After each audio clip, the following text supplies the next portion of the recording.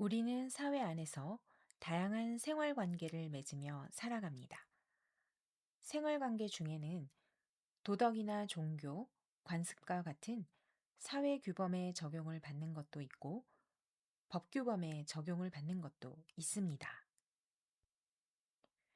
이 가운데 법 규범에 적용을 받는 생활 관계, 이것을 우리는 법률 관계라고 합니다. 사회가 발전하고 법률 제도가 갖추어지면서 법이 미치는 생활 관계는 점차 확대되었고, 이제 우리 생활 관계의 많은 부분이 법의 적용을 받고 있습니다.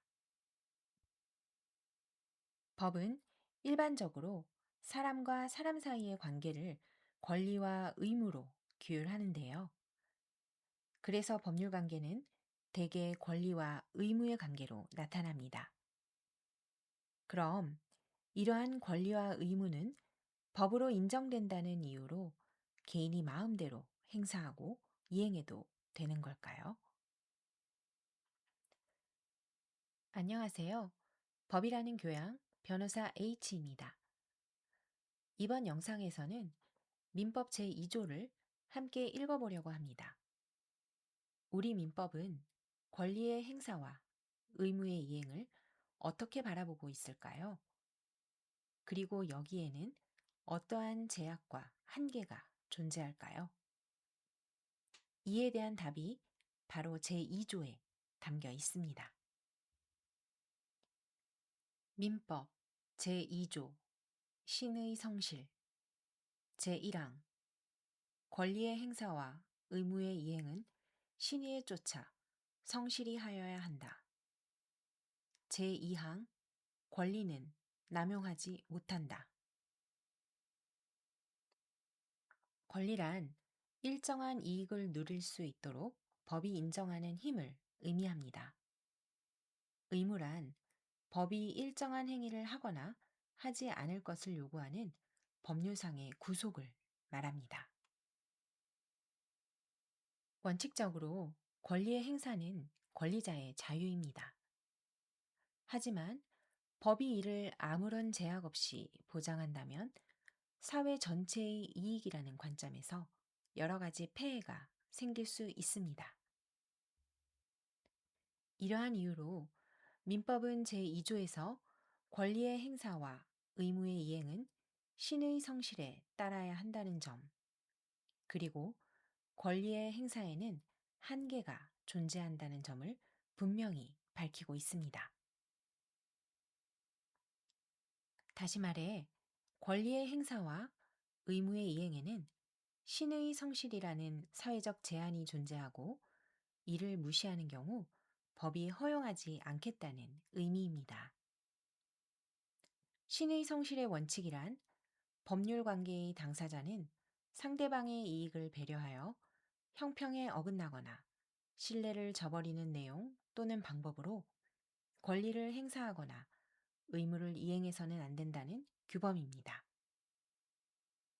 신의 성실의 원칙은 민법 전반에 걸쳐 적용되는 일반 원칙으로서 개별적인 사안에서는 법원이 여러 사정을 살펴서 그 위반 여부를 판단하게 됩니다. 그렇다면 신의 성실의 원칙에 반하여 권리를 행사하거나 의무를 이행하면 어떻게 될까요? 신의 성실에 반하는 권리 행사는 통상 권리 남용이 됩니다. 권리 남용이란 겉으로 보기에는 권리의 행사처럼 보이지만 구체적으로 살펴보면 사회적 한계를 벗어나 정당한 권리 행사로 볼 수 없는 경우를 말합니다. 판례는 권리 남용에 대하여 권리의 행사가 주관적으로 오직 상대방에게 고통을 주고 손해를 입히려는 데 있을 뿐 이를 행사하는 사람에게는 아무런 이익이 없고 객관적으로 사회 질서에 위반된다고 볼 수 있는 경우 그 권리의 행사는 권리 남용으로서 허용되지 아니한다 라고 판시하고 있습니다.